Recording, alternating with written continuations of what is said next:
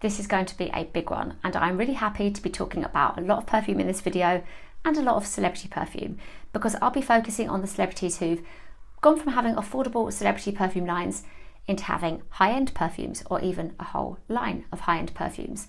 I will tell you about all of the fragrances, what I thought of them, and the ones that I think have transitioned well into having a different kind of branding, and those that I think should have actually just stayed with their original celebrity perfume line.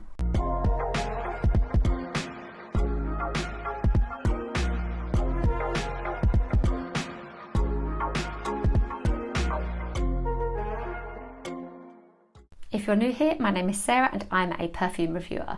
Even though my name for my platforms is All the Perfume, and I do enjoy many different brands, houses and fragrances at different price points, I am very passionate about affordable perfume, and that is partly why I really love celebrity fragrance lines.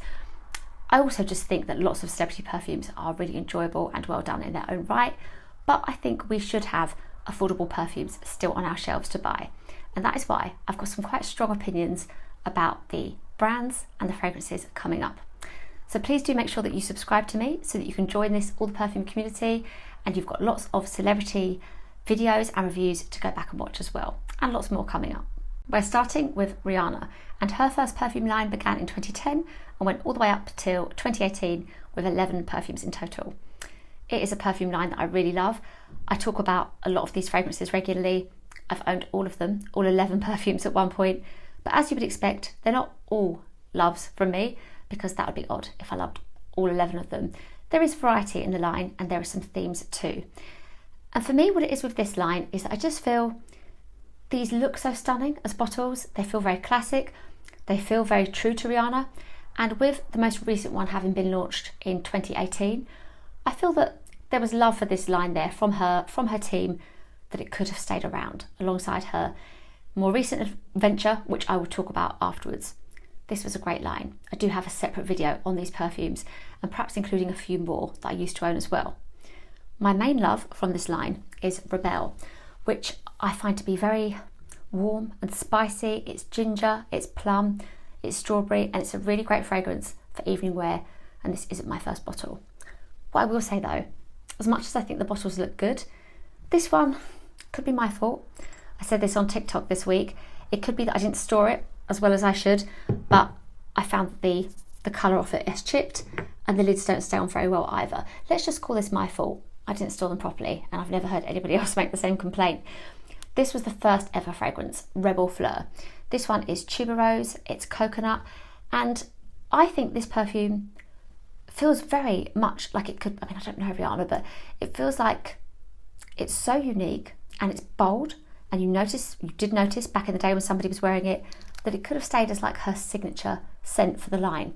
It's really good, and even though I don't love it as much as I do Rebel, I've kept it because I think it's really well done and it reminds me of that time. Then we've got Rogue.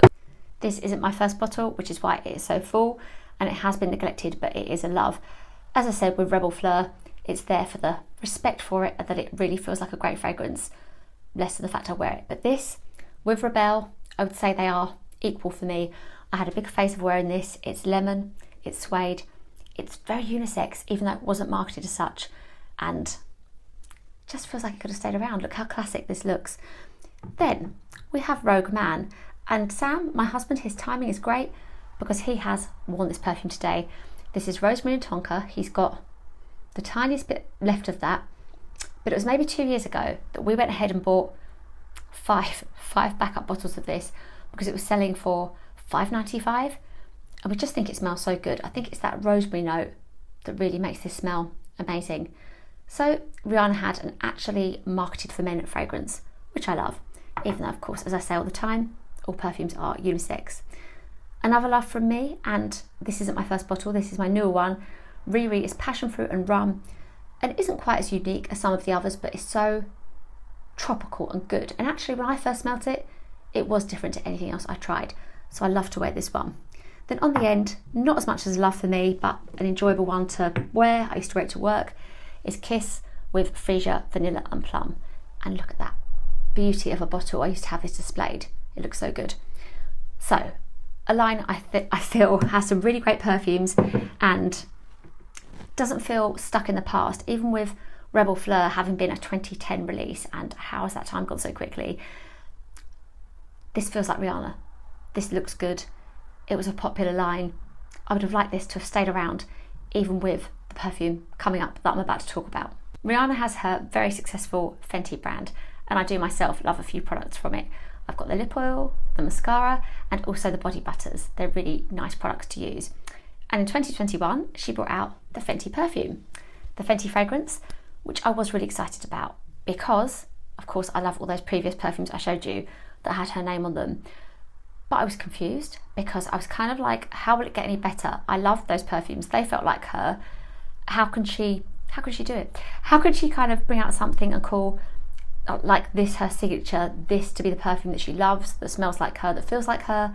What about the others? Didn't they feel like her? That kind of thing. And I confuse myself here because I do believe in like growing and changing, but maybe it's the timeline as well, that this felt a little bit too recent after that last perfume launch that she had in 2018. Now this fragrance, I didn't love it at first. I revisited it a lot to try and love it because it was Rihanna. I loved her previous perfumes, and it's blueberry, it's tangerine, it's rose, it's musk. And I will say that it does smell good, but it didn't live up to the promise for me. It took having it in my collection. I received it as a PR sample, wearing it to really enjoy it. Otherwise, I found it quite similar to another one. And it's this Elixir 11 from Kylie, which is a luxurious feeling rose perfume. This isn't a me scent, but I love it because it reminds me of a really nice time I had with Sam when we went away. So I felt earlier when I was smelling these that if I were blindfolded, if I didn't know what I was smelling or just handed the perfumes on blotters, I could confuse these two. So there are only so many combinations of perfume notes in the world. We're going to find certain perfumes similar to others, and I'm sure there are people who don't agree with me that these are similar, but with the promise of this being, kind of definitive, smelling so good, really reflecting Rihanna, I sort of didn't really at first think I was smelling anything new. And then when I reviewed it, I wore it, gave it that full wear, I appreciated it more, and the blueberry and how it wears on the skin. So it's good, it's very on brand, it looks great. I love that they've brought out other products, and if I was in the mood to spend, I would get myself the solid perfume and all of the sizes. It's the kind of fragrance that makes you want it, but I don't see how it's a replacement.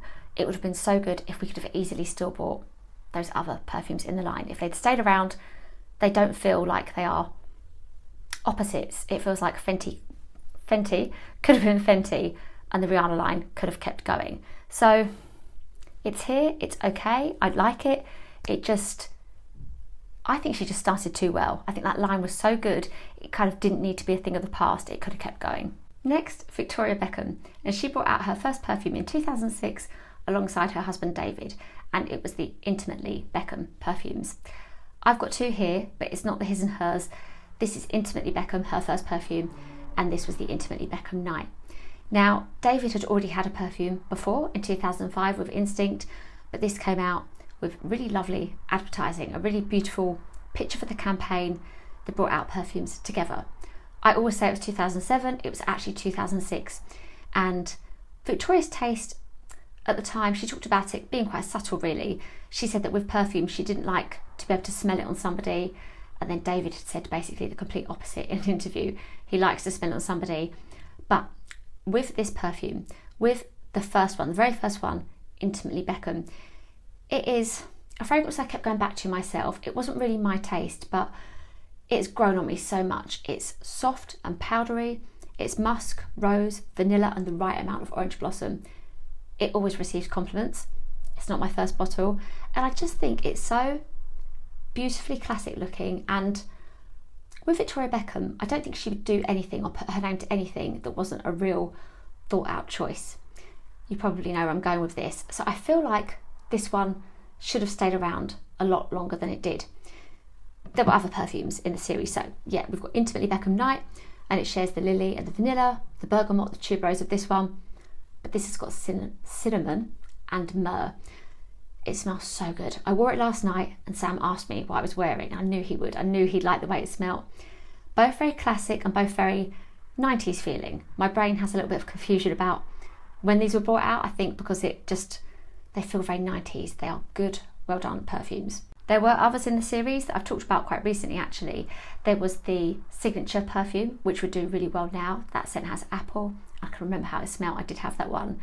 There was Signature Story, which was a regret on my part. It smelled like white wine to me, and it's a little bit like the original Juicy Couture perfume, just not to my taste. And there was also Intimately Yours in a beautiful gold bottle. So she had a line of perfumes that all felt very classic, which is why I think they should have stayed around. Now, David's perfumes have stayed around. He's had 43 in total, and I don't think he gets enough credit. I mean, there will be cynical people out there who think he's perhaps not putting the effort and the, you know, as much into the creative process as he could do for his line, but it is his line, his name is on it, and there are 43 fragrances. And for a while, up until a couple of years ago, I was buying from that line for Christmas presents, and I think the only reason I've stopped is probably because my brother-in-law doesn't need any more fragrance. But it's a reliable, smell good line, and it still feels good for his image. It still feels like it's a good line that's continued with him. Victoria, on the other hand, didn't continue to bring out perfumes with her name on them, but she brought out her own beauty brand in 2019, and then fragrances followed. 3 perfumes, and that was in 2023, and we've had another perfume join the collection since. I have one of the perfumes. This is Portofino 97, which I've talked about on here a lot. It is the most expensive perfume in my collection that I've paid for myself. And when I say myself, I had sibling help. I bought this on my 40th birthday with contributions from my sisters, and I love it and I don't have regrets.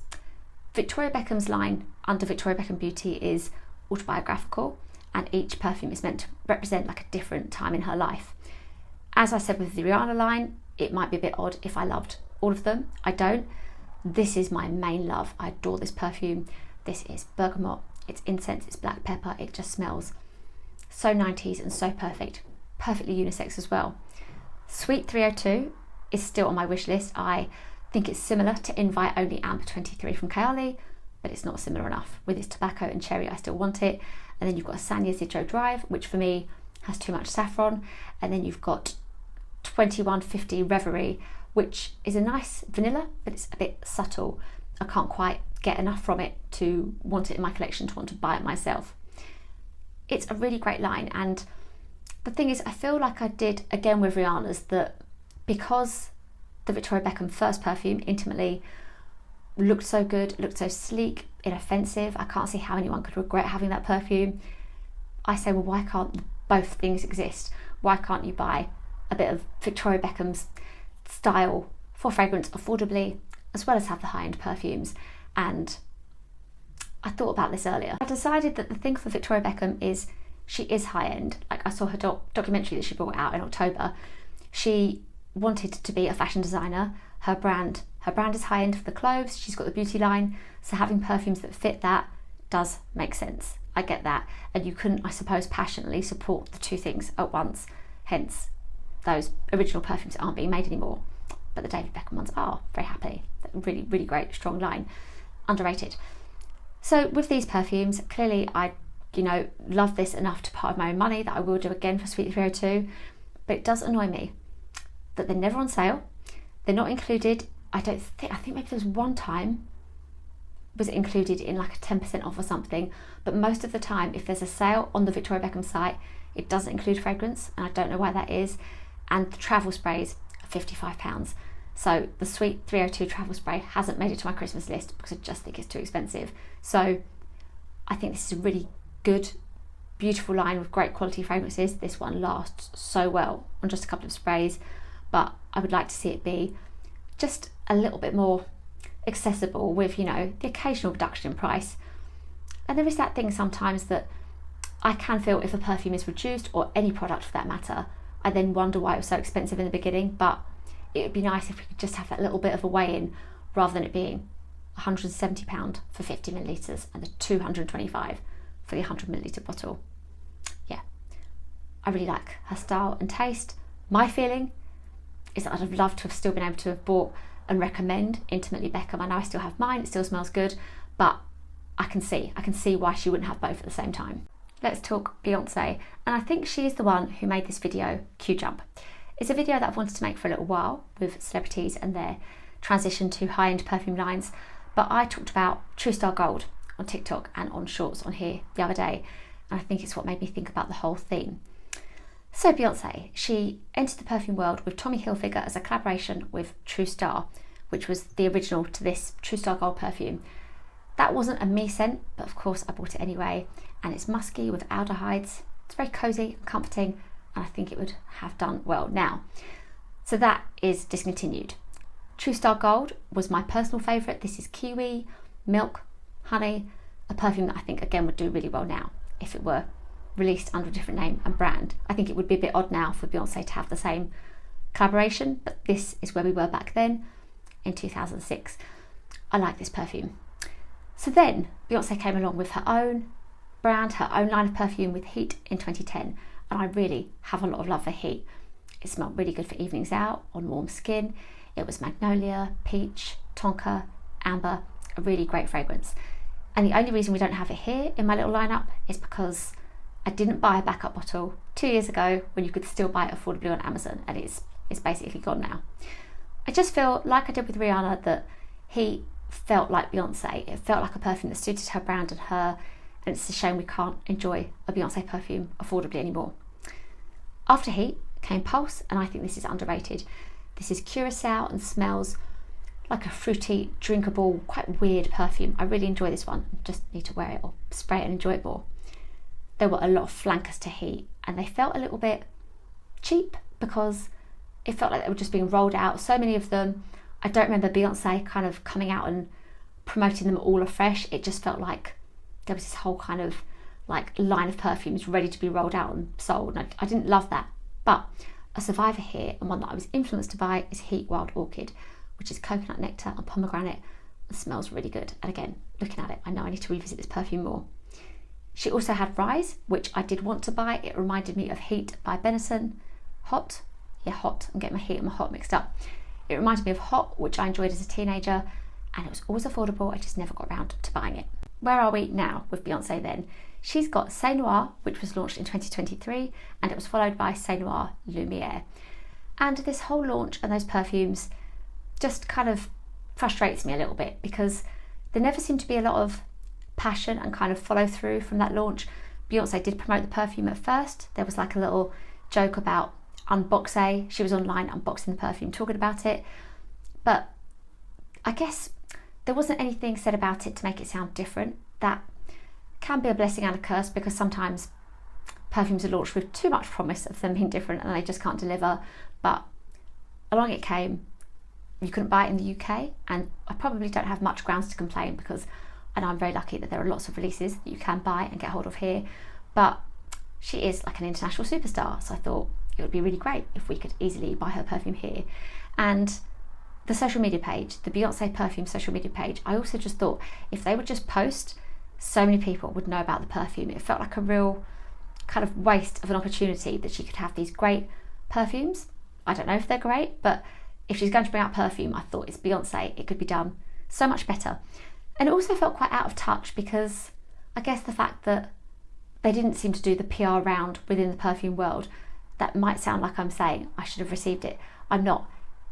There are plenty of perfumes that aren't available in the UK that I'd like to try anyway, but I mean, even within America and where it was available, it would have been nice to have seen it kind of in this world we're in where you do get perfume reviewers online talking about scents, and that didn't seem to happen as I saw it. So except for maybe a very few extreme cases, it didn't feel like a great way to launch a fragrance. It felt quite lackluster, and now that's what we have. And they're higher end, they're more expensive, shipping costs a lot. I've looked into it, and for me it just leaves me thinking, what do you get as a fan when you could have previously bought Heat, bought lots of other perfumes that were Beyonce's affordably, but now you've got two perfumes that don't feel like a passion project. Now we have Khloe Kardashian, and with her it's a bit of a funny one because with her first entrance into the perfume world, I can see why these perfumes aren't on the shelves continuing to be sold. This is the Unbreakable series, which she brought out with her ex-husband Lamar. So yeah, that just is its own complete sentence, isn't it? We know why they haven't stayed around, but it is a shame because these were great perfumes. I've got two of the three. This is Unbreakable Bond, sometimes just called Unbreakable, and this is Unbreakable Joy. There was also Unbreakable Love, which I think I had a bottle of. Wasn't really a me scent, can't quite remember. That's when you know you've had too many perfumes. I've talked about Unbreakable Bond so many times because it is like a definitive autumn scent for me. This is apple and cedar and Mexican chocolate. It's perfectly unisex. It smells like quality, it's refreshing, and you can buy a bottle online so cheaply. So if you're interested, please do go and try and track this one down. It's a really great scent. It's just a shame that it's got that kind of uncomfortable branding now. Unbreakable Joy. This one is champagne. It's the chocolate again, and it's spices, and it smells so good. It was my Christmas Day scent for a while. Now I can't remember what I wore last year, but I do know, fun fact, that I took this into the hospital when I had my son, who was born on Christmas Day. I did just, I think, spray the air with it like once, but I paid my little homage to the perfume world, even in hospital, had to be done. So these were Khloe's first perfumes, and then she had collaborations with KKW Fragrance. Now, KKW Fragrance is a whole nother story because I really mourn the loss of that perfume brand because there were so many great ones and they were fun to buy and to collect, and it just seemed to end too soon. Again, that could be a branding thing. KKW. Kim Kardashian is the lady behind the brand, and she's no longer Kim Kardashian West. Khloe had a perfume with her, two perfumes in fact. So Kim had a sisters collaboration. So with her two elder sisters, I don't know how to word that. Kourtney's older, Khloe's younger. With the three sisters, they had a diamonds line. So Khloe had pink diamond, and she also had diamond sapphire. I really enjoyed diamond sapphire. It was in a beautiful bottle, blueberry, whipped cream, and it smelled a bit like Amore Amore. I love to wear it. I love to wear it in the evening, but the bottle leaked a bit. I don't know why. It had made it here from America, but then, I don't know, if you're going to be paying for shipping, it's got to arrive in one piece, hasn't it? So who knows why that was, but it was a scent that I did really enjoy. Now fast forward to 2025, and we have XO Khloe from Khloe Kardashian, and this was a highly anticipated launch from me because I like her taste and I like her. I do watch the Kardashians. I complain about it each week and how I feel the show could show so many more interesting aspects of their lives, but I'm still watching and I still like Khloe. And I'd heard that she was bringing out a high-end fragrance line, and without, you know, with the money aspect aside and me wishing she'd have kept things more affordable, I was excited to see what she would develop, what she would bring out. When I first tried this, I just found it quite similar to Khloe, the EDP. This one is crystallized rose petals, it's peach and it's musk. When I actually got my hands on it to review, I got a whole new appreciation of it. This is a very, very pretty fragrance. I was thinking earlier, I can't imagine anybody disliking this. And the peach is noticeable, and there's the sugariness from the rose petals.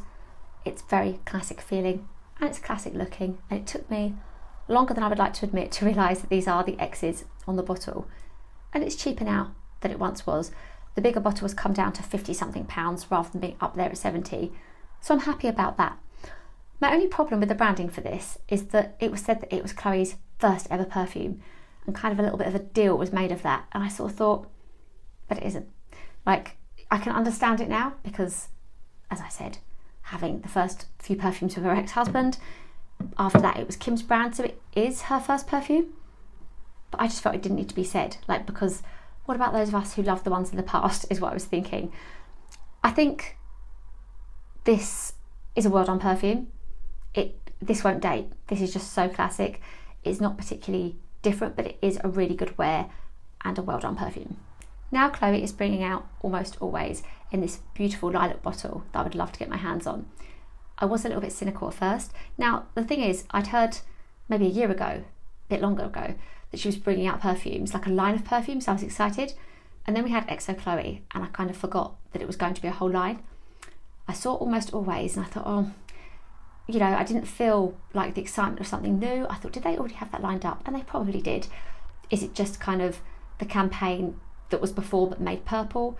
But actually hearing Khloe talk about it and saying how long it took them to get the fragrance right, I think she said there were 300 formulations of it.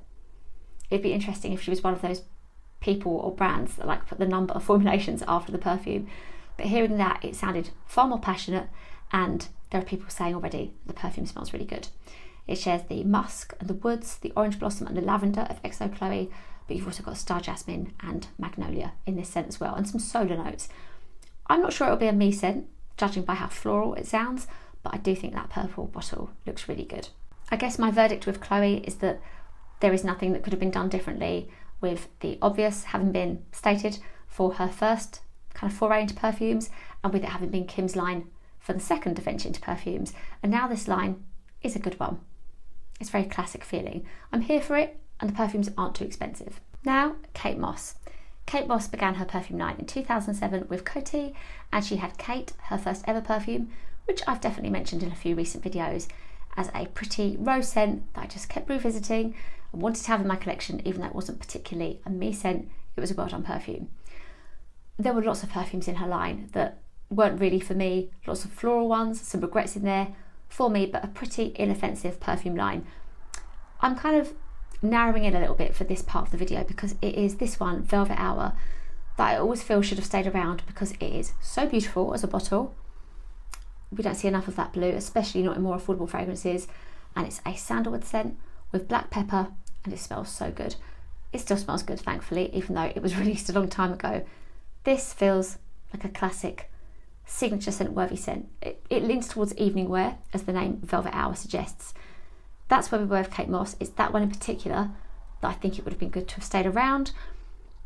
I think, like with the Beyonce line, there were so many launches, it didn't feel like she was, backing them all completely or as involved in the creative process as you might want her to have been if you were a Kate Moss fan. But for me, this is the one that I'd like to see still available. I think this would do really well now if it was available to buy. My next instalment is a little bit sad, actually. I don't like to hear of things not going well, even if it is, from somebody who has successes in other areas. It's not nice to hear of like a project not doing well. And Kate Moss in 2023 brought out Cosmos, which was a wellness brand that I don't know a lot about because wellness as a subject isn't really my thing. I mean, I want to feel well, but I don't really go into buying the products associated with it and that kind of thing. It's just not my interest. But of course, I was interested in the fragrance. This is Sacred Mist, which I was able to get a sample of kind of when it was brought out.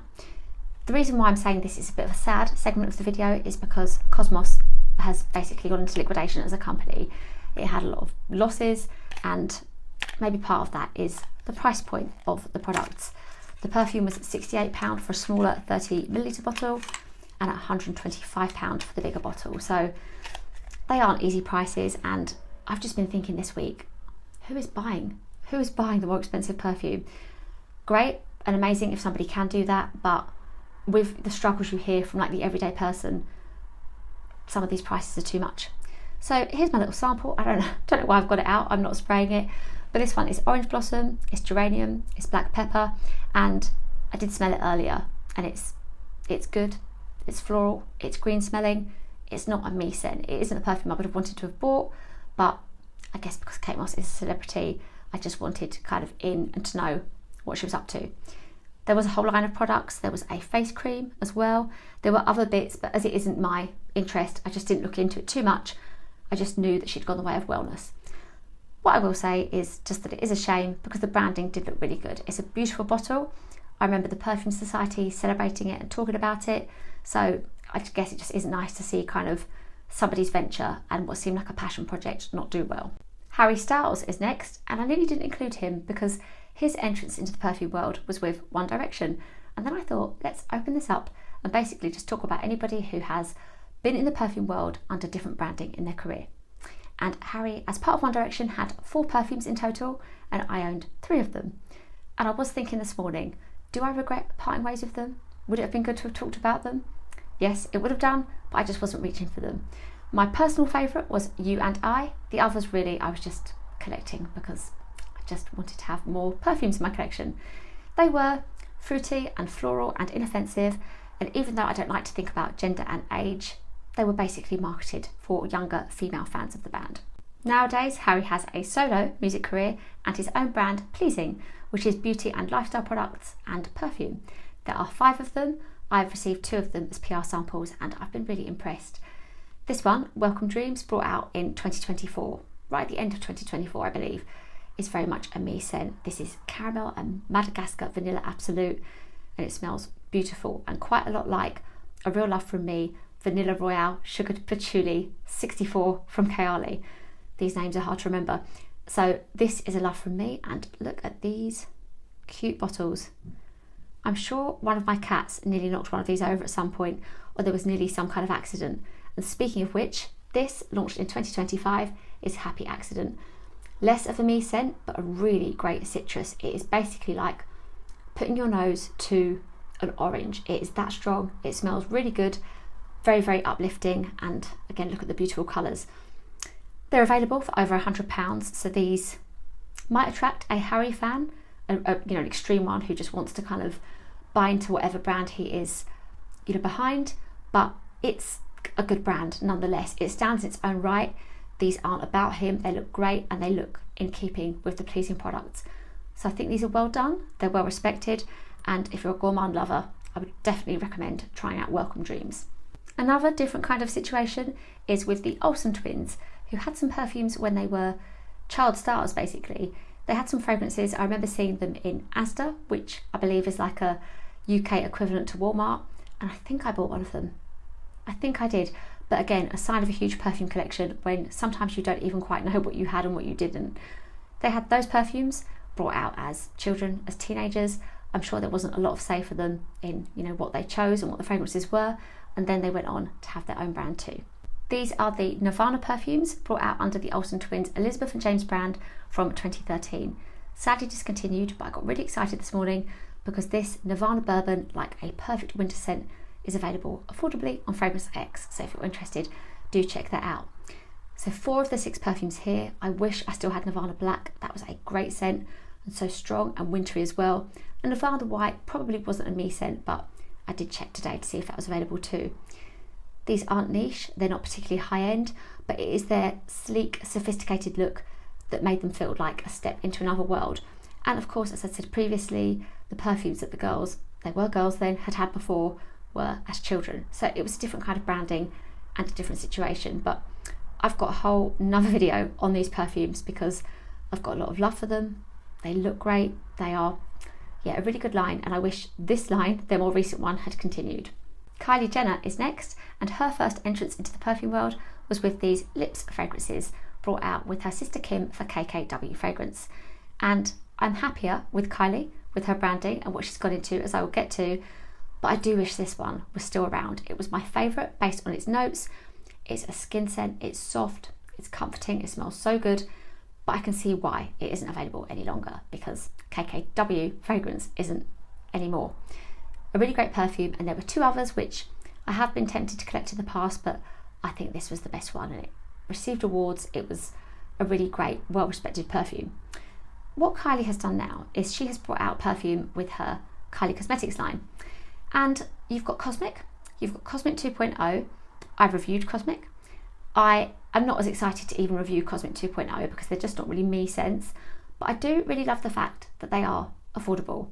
They're not at the price points that the Fenty perfume is, and I think with Kylie's cosmetics being so popular and it being her beauty brand, she could have done the same thing. But actually, I've seen them go for really great prices. So I like that. I like that it's new for her brand. It's her perfume now under her Kylie brand, but she hasn't made it a high-end perfume. She's kept it affordable. Jessica Simpson is next, and I realised today that even these perfumes, even her fancy line, which I talk about a lot, wasn't her first entrance into the perfume world because she had the Dessert Beauty line. And oh, I wish I'd kept the perfumes I had from her in my collection. They were little mists, really, little perfume mists. And there was one with a cupcake on that I know I had. And today I've been reminded that I had 3 others as well. One of them was creme brulee. So there's a version of me that parted ways with that, and there is now the version of me that wishes I hadn't. This line of perfumes began in 2008 with Fancy, which I talk about so much. This smells like cotton candy to me. It's almond, vanilla and pear. It's such a great scent that needs to have stayed around. You can still buy it now, but it's not promoted now. It's not something that Jessica Simpson is promoting now. It feels like a perfume of her past. And then we've got the other flankers of Fancy. We had another one even still with Fancy Nights. We had her 10 perfume, her signature perfume, her vintage bloom perfume. So that was that phase. And then in 2020, we had a perfume launched from her called Fiend. And it was with a new company. And I think I'm mandallaring this situation because I'm sure she brought out 2 perfumes that year. And then my internet search just tells me that Fancy Forever was brought out at a similar time. I'm sure it was 2 newer feeling ones, like new branding, but all I can find is Fiend, which as a UK resident, I didn't ever get my hands on and would love to have tried. The exciting news for 2025 is that Jessica Simpson has brought out another perfume called Mystic Canyon, and it's got plum, amber, vanilla and cedar notes. I think the bottle looks really nice. It isn't like my taste, but I still think it looks really nice and I want to try it. But it doesn't seem like it's coming to the UK. And I think it feels quite fragmented, like her foray into perfumes. And with Fenty being one of my favourites ever, of course I'm biased. Of course I think that the Fenty perfumes, or at the very least, the first one, should have continued and still be just promoted as part of her brand. I'm excited to see more coming, but if Fenty didn't feel like something that was about to go and about to disappear online, I would be a lot happier.